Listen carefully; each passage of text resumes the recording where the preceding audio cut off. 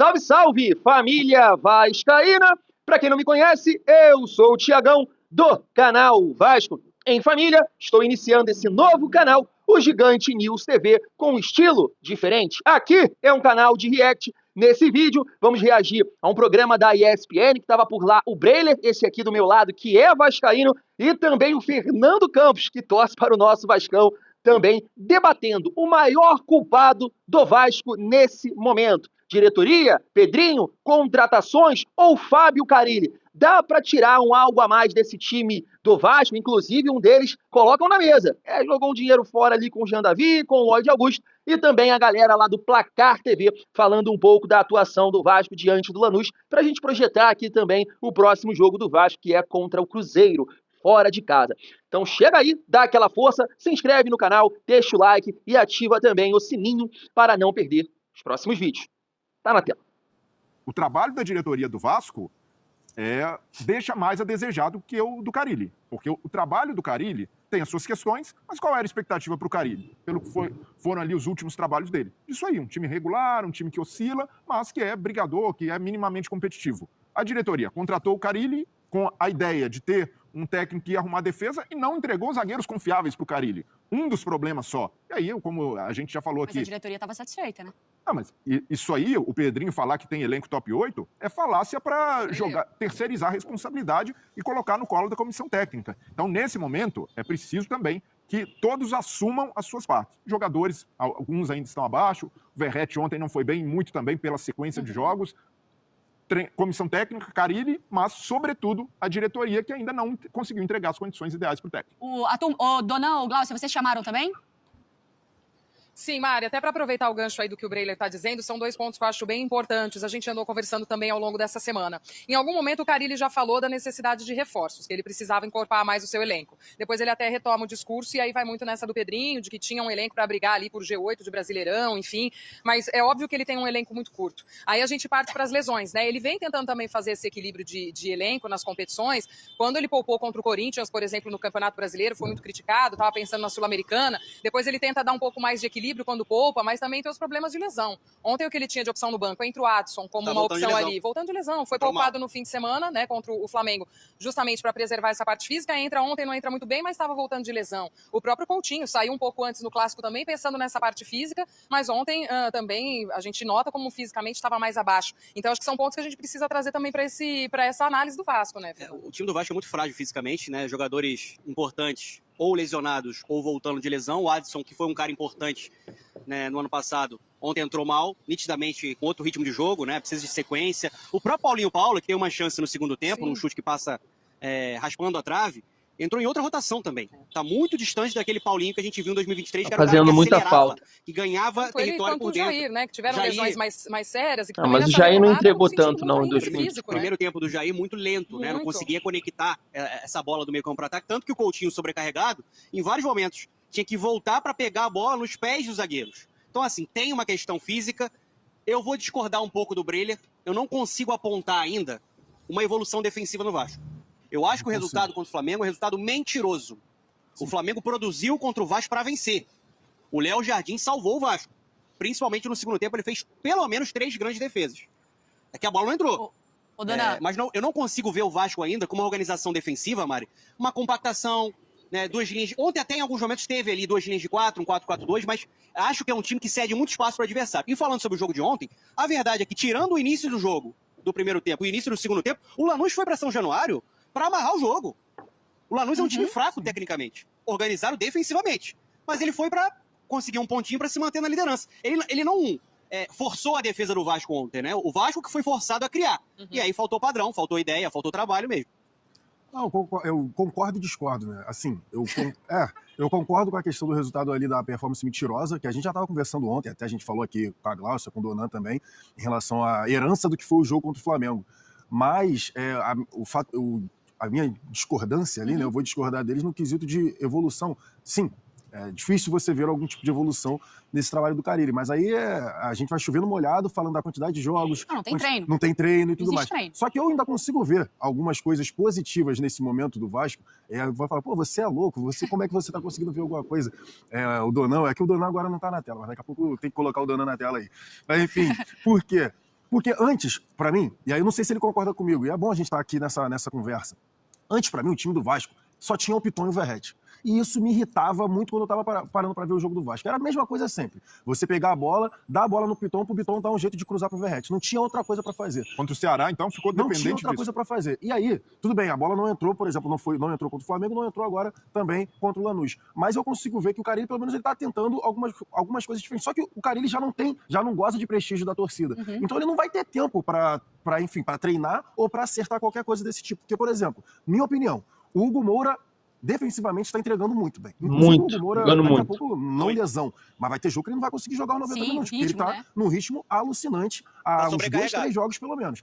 Só que o Hugo Moura, ele tá descendo pra fazer a linha de 3. Eu acho que isso é a mão do Carilho. Pra mim, ele tá Não. fazendo a linha de 3 quando o Vasco Isso toca é a porque bola, você não acompanha o empurrando os Vasco. laterais. Ontem, o Breiler até falou. Paiva já fazia PH, isso com Jair ele. e o Ryan no lado direito, fazendo ali um triângulo, fazendo triangulações. Teve uma jogada muito maneira do PH, chegando na linha de fundo, cruzando para trás, e o Nuno Moreira ali chegando para finalizar, ele acabou finalizando mal. Então hoje, pelo menos, é pequena a evolução. Sim, isso eu concordo com vocês. É pequena, só que, assim, eu fico pensando no material humano que o Carille consegue fazer, por isso que eu tô na conta mais da diretoria do que do Carille. Que faltam peças. Para mim, o Carille, ele tá tentando fazer com o que ele tem na mão. Antes era só o lado esquerdo. Era só Piton e Verratti. Aí tu já viu o Nuno Moreira Sim. acertando um pouco mais o lado Coutinho esquerdo. conseguindo jogar um pouco Um mais. Coutinho. E aí surge o Ryan, que é o moleque da base, jogando bem pelos dois lados, conseguindo encostar do lado direito também. Enfim, queria trocar essa ideia aqui, essa bola com vocês, porque é pequeno. Mas eu consigo ver. Mas eu queria ter... Exatamente, eu falei ontem no nosso grupo, pensando na pauta aqui do programa, porque eu queria entender, porque óbvio que quando um torcedor tá bravo lá no estádio, ele vai muito mais com o coração do que com a razão. A gente aqui, pelo menos, eu na minha posição aqui, tenho mais tranquilidade, óbvio, do ar-condicionado sentado aqui na poltrona. Mas falei isso sobre o Santos, você tá de prova aqui. Sim. O que a gente espera do Vasco? Porque, assim, a exigência do Santos, meu Deus, porque o Neymar... Eu olho pro elenco do Santos, eu não vejo esse elenco pra fazer essa disputa. Mesma coisa, pra mim o Pedrinho que, numa boa, o Pedrinho ele jogou... Mas isso tá contaminado na torcida. Ele jogou contra o Carille, ele jogou contra o Vasco, tá, ele não. jogou contra a torcida, porque você tem que falar a verdade. Porque pra mim o Carille hoje, e eu entendo não ter mais a paciência com o treinador, mas às vezes é até melhor o Carille nesse momento assim, vai sair o Carille? Vamos ver se o problema é realmente o treinador. Porque eu não olho pro elenco do Vasco, o Vasco foi semifinalista da Copa do Brasil, mas ele não colocou isso no planejamento. O Vasco começar a temporada falando de vamos tentar buscar o título da Sul-Americana. O Vasco ainda tem que fazer uma campanha pra se segurar muito bem ali, sem sustos no Campeonato Brasileiro, e o que acontecer, vai acontecer. Eu acho que tá um pouco desconectado aí. É o Carille, porque o que o time... Gente, não tem elenco, os caras estão mortos no primeiro tempo. Exatamente, o elenco do Vasco é muito curto. É separar as Por coisas. exemplo, o Verratti... Cara, o Donan falou aí, ó. O Verratti não tem substituto. O Verratti joga tudo bem. O Verratti aí, não consegue entregar tanto com a bola no chão. Entrega mais quando vem cruzamento. Tudo. Tá bom, vai colocar quem? Isso ele tá fazendo um gol atrás do outro. Aí tu coloca o Alex Teixeira improvisado. Com todo respeito. O Alex Teixeira já não consegue mais entregar. Enfim, passar a bola pra vocês também, que a gente já falou pra caramba. Fala, Fê. Não, por exemplo, essa questão do Verratti. O Verratti é um atacante ótimo no jogo aéreo, mas ele é um atacante de última bola. É isso aí. Ele é um atacante que o Vasco precisa produzir para ele finalizar. Ontem ele não teve nenhuma oportunidade, porque o Vasco não tem um repertório. Ele não tem um jogo por dentro. O Verratti, quando sai da grande área, ele tem sérias dificuldades para se associar, para fazer uma parede, para gerar um jogo, para colocar um companheiro na cara do gol. Né? Ele tem 2 assistências na temporada, mas pode ver que são assistências quase sempre. Vem uma bola cruzada, ele dá uma casquinha e alguém vem para bater no gol. Então, assim, ontem o Lanús, organizado defensivamente, conseguiu até neutralizar essas bolas alçadas. Ele estava jogando no meio de 2 zagueiros, o Ronaldo de Jesus, o paraguaio, e o Esquerdos, que marcaram... Os dois conseguiram marcar ele muito bem. Então, assim, ele ficou muito isolado. A pergunta da Mari, eu acho importante. Qual a expectativa do Vasco? A minha expectativa, Mari, não é um Vasco encantador, um Vasco agradável, com futebol que... Não é. Essa não é a realidade do Vasco. Mas eu espero uma equipe honesta. Exatamente. Uma equipe Exatamente. competitiva. Exatamente. O Vasco de hoje, na minha visão, não é um time equilibrado. O Vasco tem problemas. Tem a parcela de culpa do Carille, é um time que não tem uma identidade. Tem a parcela de culpa da preparação física e tem a parcela de culpa do Pedrinho, sim, da direção. Sim. Obviamente, a gente não pode se esquecer que ele tem uma situação financeira complicada, Claro. ele tem um imbróglio de SAF, de tentar encontrar uma solução, mas mesmo assim, eu acho justo também a gente criticar que ele tem pouco dinheiro, mas com esse pouco dinheiro ele fez algumas contratações muito questionáveis. O Lloyd Augusto, que foi um investimento, ontem não estava nem no banco de reservas. Chegou nessa janela. Jean Davi foi um investimento também de milhões. Tá escanteado. O Garré ontem, investimento de milhões. Não entrou no jogo. Só para citar 3. Posso citar outro também no sistema ofensivo, o Maxime Domingues. Já está no Toronto, já está na MLS. Então, assim, o Vasco não foi cirúrgico do mercado. Acho que o Vasco errou muito também com pouco dinheiro que ele tem à disposição. E aí é o que o Jailson tá falando. Entra o Alex Teixeira no segundo tempo para ser uma solução, que é um jogador que até agora tá muito distante daquele que brilhou no Shakhtar, que brilhou no Vasco no passado. Então, assim, você tem vários fatores que explicam o momento atual do Vasco. Mas olhando taticamente, eu acho o trabalho ruim, limitado. Até pela forma como o Carille deseja jogar, que é propondo o jogo. Concordo com o que o Jailson falou, né, até para passar para vocês. Sobre o lado direito, até falei sobre isso na transmissão, né? Paulo Henrique ali, né, e o Ryan, aquilo ali foi uma combinação que surtiu mais o efeito. Mas eu acho que tem muito mais a ver com a característica de jogo do Paulo Henrique do que o movimento de fato treinado. Porque ele é um cara veloz, é um cara que consegue ganhar campo ali com a característica dele de jogo. Ô, Breiler, só pra fechar, então, só pra você complementar o que você queria aquela hora. Não, então, é só tomar cuidado para não ir para o caminho da vilanização completa do Carille como o único responsável, mas algumas cobranças são justas. O Carille, por exemplo, sabe que ele deve um time mais seguro, que ele pode montar um time mais organizado, mais equilibrado. Então, cobranças pontuais, mas o Vasco ainda está vivo na Sul-Americana, tem chances de classificação e até mesmo se vencer o Lanús fora, chances de terminar em primeiro. Eu vou falar rapidamente, família, para a gente trocar uma ideia sobre algumas coisas que eles destacaram aí. Né, lá no canal Vasco em Família, eu já citei como exemplo alguns times que conseguem competir mais que o Vasco fora de casa. E aí teve até um amigo lá que comentou assim, mas você não pode comparar. Como não? Como não? Claro que você tem que comparar, você tem que medir ali como é que tá, analisar, ver os seus adversários, analisar realmente o campeonato, o que um time está fazendo, o que o time performando e, claro, avaliar elenco. Então, quando eu olho para o Mirassol e vejo que o Mirassol, fora de casa, conseguiu já empatar com o Bahia, empatar com o Juventude, né? Que Juventude esse ganhou do Ceará, time que ganhou da gente. Então, o Mirassol, com o elenco que tem, já foi fora de casa e já somou 2 pontos. Coisa que o Vasco não somou. O Vasco tem 2 derrotas e foi facilmente batido por Corinthians e Ceará. Quando eu olho também para o próprio RB Bragantino, né? RB Bragantino, que fora de casa foi lá e conseguiu ganhar do Sport. Time esse que vem na nossa casa e conseguiu ter um certo domínio. É que o Vasco, né, foi efetivo na individualidade dos seus jogadores. Mas, taticamente falando, o Sport foi melhor que o Vasco jogando fora de casa. Esse RB Bragantino foi lá e conseguiu ganhar fora de casa. Além disso, família vascaína, eu peço para vocês, analisa o elenco do RB Bragantino, analisa o elenco do Mirassol, é melhor que o Vasco? Aí você pode falar, mas existe uma pressão diferente, é isso e aquilo. É por isso que a folha salarial do Vasco é maior que a do Mirassol. É maior do que a do RB Bragantino, imagino eu. Então, o Vasco tem por obrigação performar melhor, competir mais, mesmo com esse time, que, concordo, é limitado sim, para você mirar a parte de cima da tabela, para você olhar para a Copa do Brasil e Copa Sul-Americana e falar, opa, vou sonhar com o título. Não, e não tem nenhum vascaíno pensando dessa forma. Essa galera gosta de colocar que o vascaíno está exigindo isso, está exigindo aquilo, e é injusto com o Fábio Carille. Não é por aí. Ninguém, como o Fernando Campos muito bem falou, porque ele é vascaíno, ele fala, eu não estou esperando um futebol alegre, um futebol realmente que vai botar os adversários, né, na roda, vão pegar um adversário e massacrar, golear. Não, a gente não tem time para isso, mas tem time sim para jogar melhor. Tem time sim para jogar melhor, porque a comparação não é somente olhando e mirando a parte de cima da tabela, não é isso. A gente sabe, o torcedor, de um modo geral, sabe que o Vasco está evoluindo. A passos de tartaruga? Sim, mas está. Se você pegar anos do Vasco aí em campeonatos brasileiros, cara, o time do Vasco no papel era terrível. Terrível. A gente entrava ali em campo sabendo que era muito difícil. Né? Eu venho falando lá no canal Vasco em Família, todos os anos que o Vasco foi rebaixado, o Vasco tinha time para ser rebaixado. Esse ano, qual é o consenso geral entre nós? Poxa, esse time dá para performar e ficar no meio de tabela. Em nenhum momento há uma cobrança.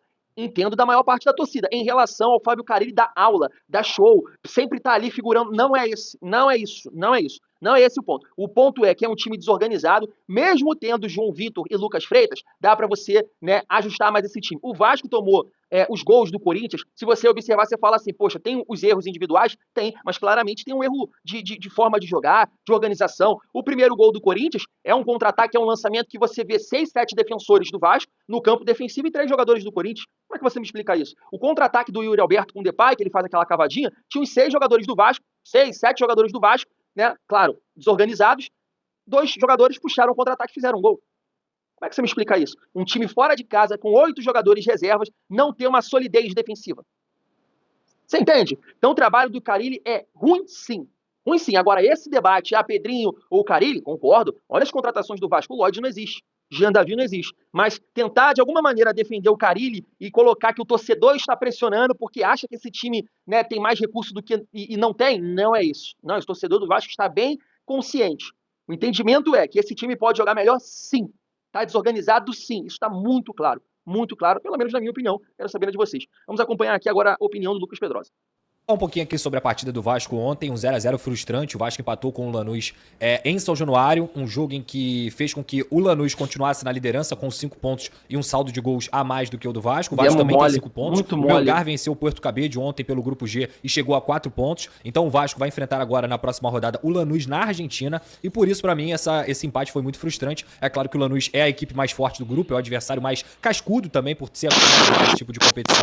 Mas no primeiro tempo, nos primeiros 15 minutos, que foi muito pegado, foi muito, digamos assim, bem em competição sul-americana mesmo, faltas, o Vasco não conseguiu ter o controle do jogo. Já a partir dos 20 minutos do primeiro tempo, o Vasco começou a controlar essa partida, fez boas jogadas com o Paulo Henrique, que ontem fez mais uma bela partida, o Lucas Freitas e o João Vitor também foram bem, o Ryan pelo lado direito funcionou direitinho, mas o Vasco não conseguiu pelo lado esquerdo ter esse equilíbrio, principalmente pela parte física. A gente estava falando aqui sobre tudo em relação ao jogo do último sábado, o Vasco correu muito mais atrás da bola contra o Flamengo do que contra o Lanús, e esse desgaste pra mim ficou claro no jogo ontem da Copa Sul-Americana, o Coutinho morrendo com 40 minutos, o Nuno Moreira, que vem de uma temporada desgastante na Europa, desde agosto jogando, já que ele foi contratado do Casa Pia, também morreu com 40 minutos, o Verratti cansado também, e esse já com uma idade avançada, mas joga todas e a fominha pra caramba, mas tem que ser preservado, porque se bobear no final da temporada não vai estar aguentando ser o jogador que ele tá sendo, então o Vasco fisicamente ontem deixou muito a desejar. Em organização no primeiro tempo, até conseguiu construir algumas jogadas e foi melhor do que o Lanús, mas no segundo tempo, a gente até comentou na transmissão ontem lá do SBT, um show de horrores, desorganização, o Vasco não conseguia acertar passes fáceis, as associações também não estavam sendo feitas, o Felipe Coutinho toda hora voltava para buscar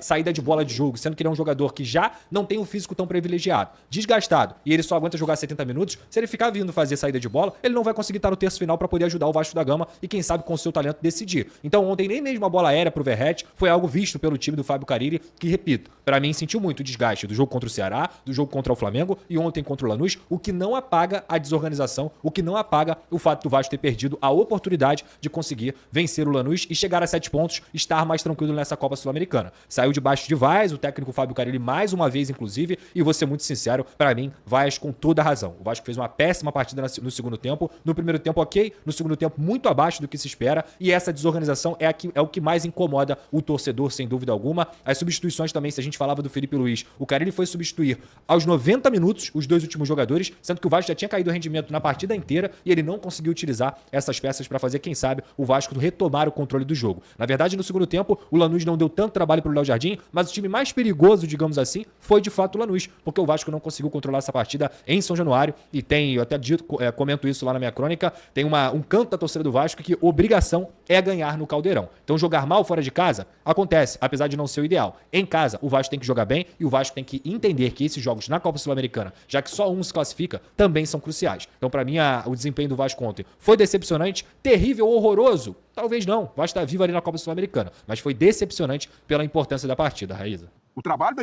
Show de bola, família, concordo basicamente com tudo, né? O Vasco poderia ter dado um passo importante aí rumo à classificação, chegar ali a 7 pontos, e aí tem o próximo confronto. É Melgar e Lanús, né, jogando a vida na competição, porque o Melgar com 4 e o Lanús com 5, e o Vasco ia pegar fora de casa o adversário mais fraco do grupo. Então o Vasco poderia ter dado aí um passo muito importante rumo à classificação. Em relação à organização, tá vendo? Concordo plenamente, né? A gente não tem ninguém achando que o Vasco é isso ou aquilo, né? A gente só está entendendo que o Vasco pode render um pouco mais e está mais organizado com a bola e sem a bola, né? Parece que não tem trabalho, porque é o exemplo que eu dei aqui já nesse vídeo. Como é que pode um esporte que não tem a qualidade do Vasco, não é um time superior ao Vasco, está mais organizado para pressionar a bola, para saída de bola? O próprio Ceará, da mesma forma. O Lanús, muito organizado defensivamente, porque é um time limitadíssimo, né? Com a bola nos pés, e muita gente falando, não acompanha o futebol argentino, falando que o Lanús estava com vários desfalques. Então, é esse tipo de comparação que a gente está fazendo. Eu não estou comparando o Vasco com o Flamengo, com o Palmeiras, com o Internacional, não. A gente está comparando o Vasco, o nível de atuação contra times que, poxa, tecnicamente são inferiores que o Vasco, e mesmo assim o Vasco não consegue sobressair. Não estou dizendo que tem que passar o carro, tem que golear, mas tem que ter algo a mais, tem que criar um pouco mais. E isso não acontece. Por isso, eu acho que o trabalho do Fábio Carille ele é muito ruim. Família, se você chegou até aqui, se inscreve no canal, deixa o like para fortalecer. Tamo junto. Fui.